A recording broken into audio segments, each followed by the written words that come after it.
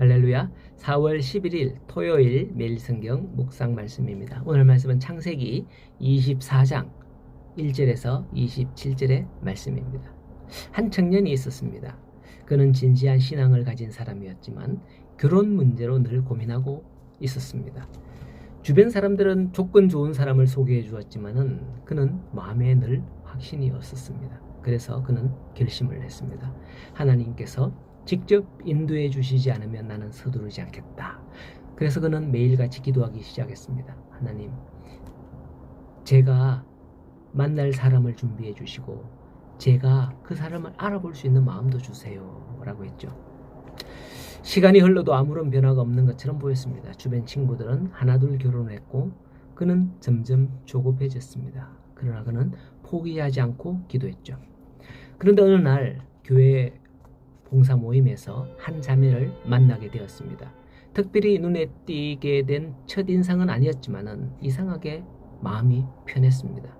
그 자매는 늘 조용히 섬기는 사람이었고 아무도 보지 않는 곳에서 봉사하는 모습이 눈에 들어왔습니다. 청년은 다시 기도했습니다. 하나님, 이 사람이 맞습니까? 시간이 지나면서 그는 확신하게 되었습니다. 그녀는 사람들 앞보다도 하나님 앞에서 진실한 사람이었고 어려운 상황에서도 믿음을 놓지 않는 사람이었으며 무엇보다 함께 있을 때 하나님 이야기가 자연스럽게 나왔습니다. 결국 두 사람은 결혼하게 되었고 결혼식에서 청년은 이렇게 고백했다고 그래요. 나는 좋은 사람을 찾으려고 했지만 하나님은 나에게 맞는 사람을 주셨습니다. 이렇게 하나님 안에서 만난 사람들은 다 그런 것 같아요. 오늘 말씀에 보면 아브라함이 이삭의 배필을 구하는 이야기가 나옵니다. 1절에서 4절에 아브라함은 자기 집의 모든 소유를 맡은 늙은 종을 불러 내 고향, 내 족속에게로 가서 내 아들 이삭을 위하여 아내를 택하라 라고 하죠. 그런데 6절을 보면 아브라함이 그에게 이르되 내 아들을 그리로 데리고 돌아가지 아니하도록 하라고 합니다. 그것은 이삭이 약속의 후손으로서 마땅히 약속의 땅인 가나안 땅에 머물러 있어야 했기 때문입니다. 만일 이삭이 결혼을 한다는 이유로 약속의 땅을 떠나서 고향으로 돌아간다면 그는 아브라함이 부름을 받기 이전의 삶을 살게 될 것이고 결국 가나안으로 다시 가고 싶은 그런 마음이 사라질 겁니다. 그렇잖아요. 서울 사람들이 지방에 안 내려가려고 하잖아요. 지방에 내려갔다가 다시 또 서울로 가고 싶어 하죠. 왜요? 서울이 훨씬 살기 좋으니까 그렇잖아요. 마찬가지요. 아브라함이 나온 고향이 훨씬 좋기 때문에 그곳에 가면 다시는 이런 산촌 같은 시골 들판으로 오기 싫어지는 거죠. 이러한 사실은 오늘날 우리에게도 매우 중요한 교훈을 줍니다.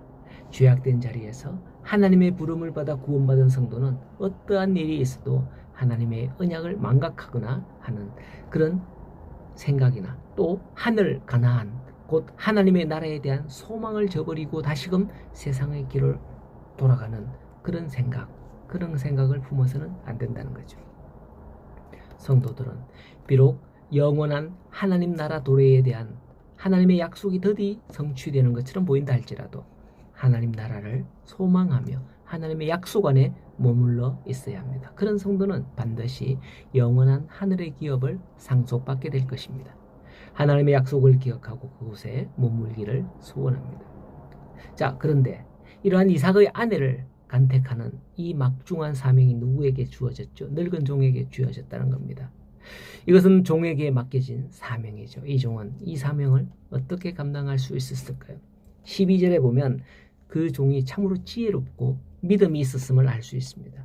저녁 때쯤 나홀의 성에 도착을 했는데 도착해서는 가장 먼저 기도하는 겁니다.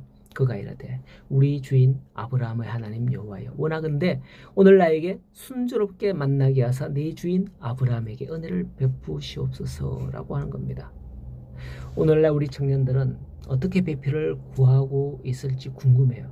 그래서 제가 요즘에는 어떻게 할까 인터넷을 찾아보니까요. 소개팅 앱이나 결혼 플랫폼 같은 데에서 또는 내 어떤 결혼 정보 회사에 내 정보를 올려서 그렇게 매칭을 하는 그런 경우도 많다고들 하네요. 또는 지인들의 소개, 즉 옛날 방식처럼 중매, 또는 직장이나 일상에서 자연스러운 만남, 즉 연애 결혼이죠. 이런 것들 여전하고요. 옛날에는 중매나 연애밖에 없었는데 요즘에는 뭐 인터넷이나 어플, 앱 같은 것들을 통해서 뭐 만나기도 하고 선택의 폭이 좀 넓어진 것 같습니다.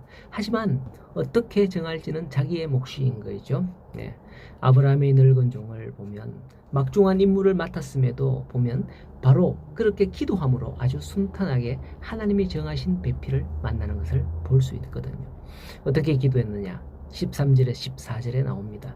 성중 사람들의 딸들이 물기르러 나오겠으니 내가 우물 곁에 서 있다가 한 소녀에게 이르기를 청하건대 너는 물동이를 기울여 나를 마시게 하라 하리니 그의 대답이 마시라 내가 당신의 낙타에게도 마시게 하리라 하면 그는 주께서 주의 종 이삭을 위하여 정한 자라 이로 말미암아 주께서 내 주인에게 은혜를 베푸심을 내가 알겠나이다 라고 한 겁니다. 단순히 이거 뭐 물 마시라 하는 거 그게 어려운 건 아닙니다. 그런데 여기 보면 당신의 낙타에게도 마시게 하리라 하면서 낙타에게도 물을 이렇게 부어주는 겁니다. 얼마나 마음씨 고운 처자일까요?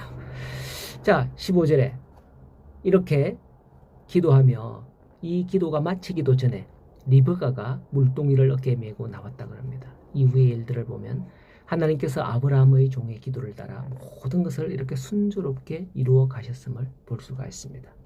바라건대 우리 청년들이 이런 기도로 하나님이 정하신 배우자를 만나기를 소원합니다. 첫눈에 반했다. 눈에 보고 이건 안 돼. 이건데 뭐 이렇게 선택하는 것 이것보다도 하나님 내가 이러이러한 사람을 만나게 해 주십시오 라고 기도하는 이런 모습이 좋지 않을까 그렇게 생각이 되어집니다.